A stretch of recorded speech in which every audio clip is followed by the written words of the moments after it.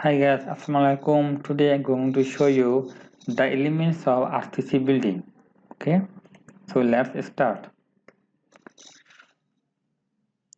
Here you can see that there are some elements, general elements of RCC building. Dam proof codes, DPC, floor slab, upper column, primary beam.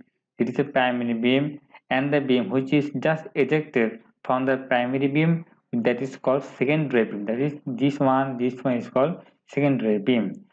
Lower column, upper column, this one is upper column, this one is for ground floor column, and this one is called first floor column. Okay, pair foundation, and this can be the rectangular foundation, a square foundation, a spear foundation, or many other foundation, mat foundation, etc.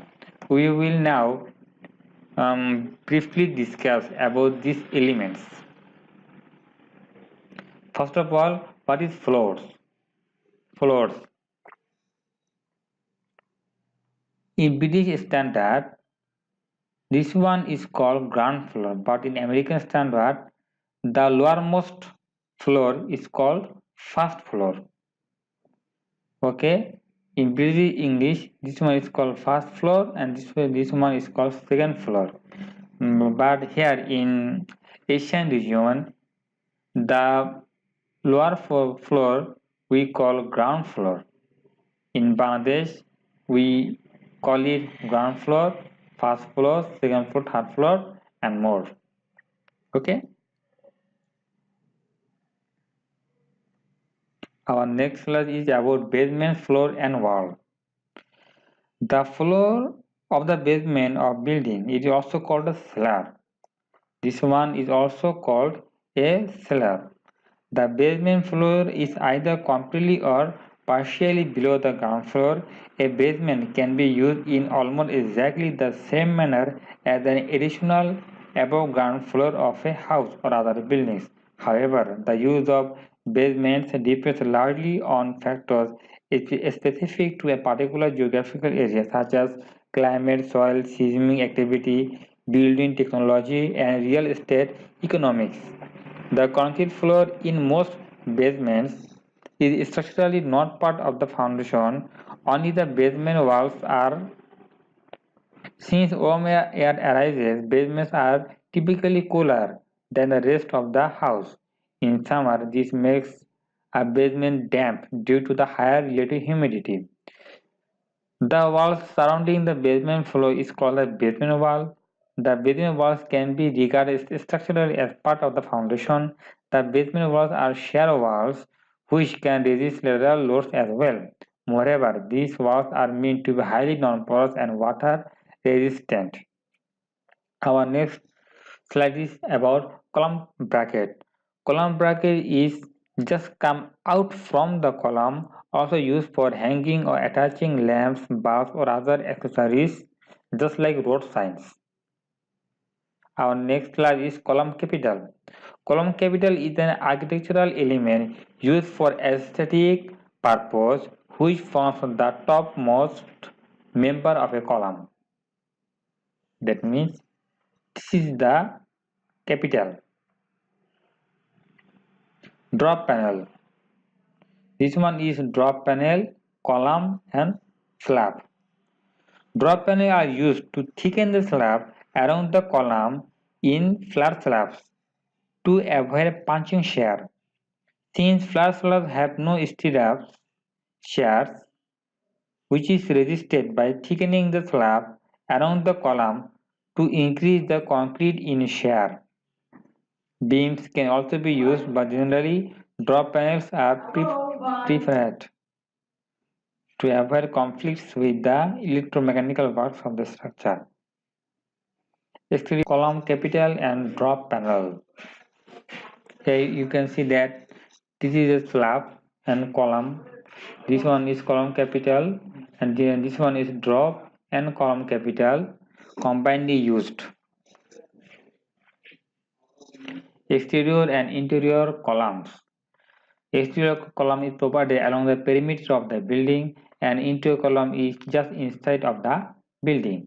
Here is the exterior column, the perimeter along the perimeter of the building, and this one, sorry, this one is exterior column. This one is interior column.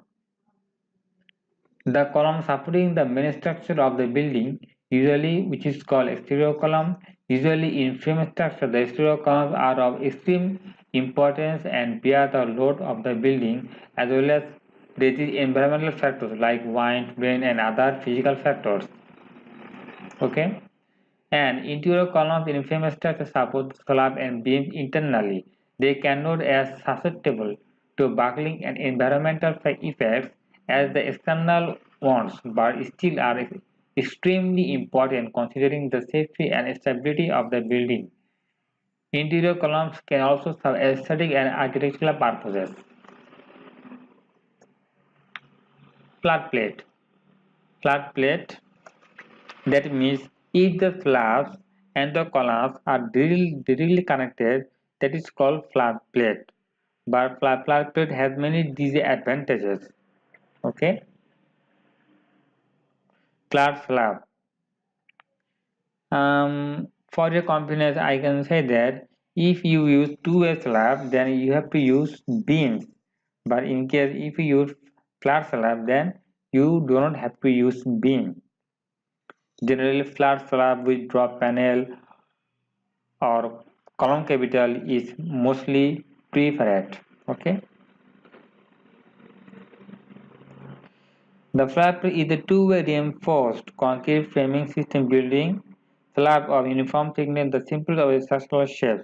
The flat slab is a two-way reinforced structural system that includes either drop panel or column capitals at columns to resist heavier loads and thus permit longer spans.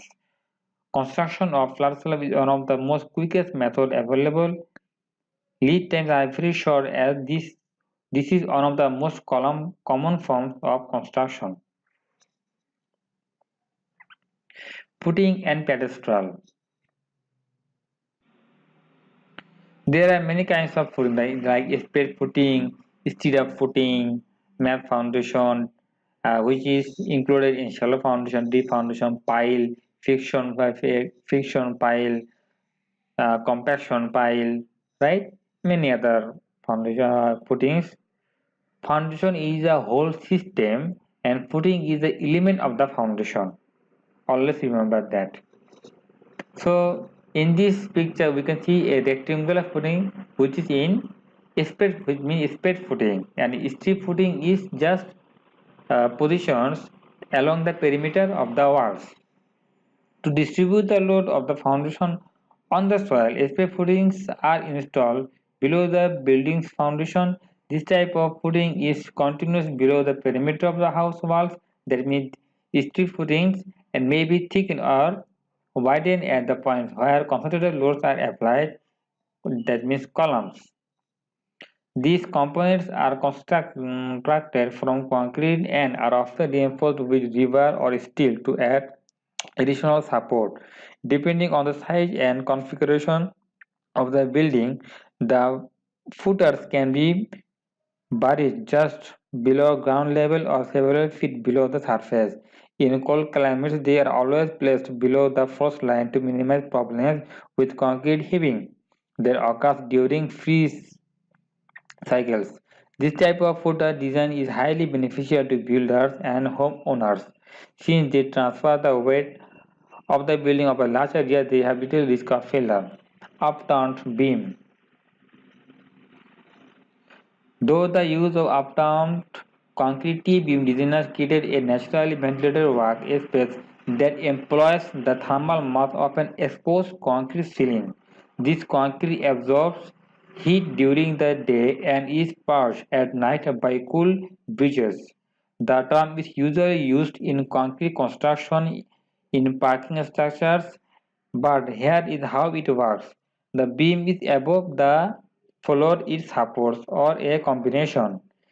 Take a parking structure. There is a required barrier wall. So if you turn the beam up, it acts as support and the barrier. Think of your simple beam diagram with a uniform load on it. The beam supports this load So it doesn't matter if the load is applied at the bottom. This also works well in buildings rather than have a large beam under the floor. The beam is cast above and below the floors, act as a bearing and share tension and compression phase. Reinforcement will be somewhat different,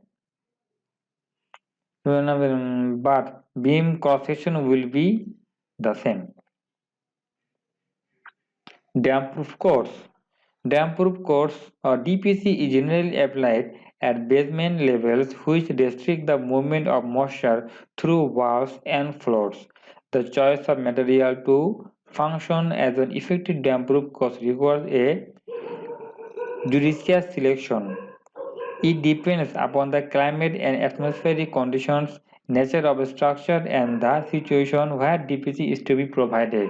Here we can see that damp-proof course, that means this one is just above the ground level, and the thickness of the damp-proof course is minimum 1 inch or 25 millimeter. And here we can see that this one is the damp-proof member which protects the concrete we put the concrete from a moisture which will come from the below of the concrete.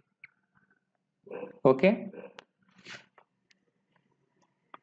thank you for your patience. Hope you like this video, and sorry for my pronunciation as I'm making this video after 5 or 6 months, and I was busy with my classes and exams, so I'm very sorry. In our next video, we will discuss about the materials for construction, such as bricks, first class bricks, second class bricks, stone chips, koa, concrete, sands, manufactured sands, paints, etc. etc. Thank you.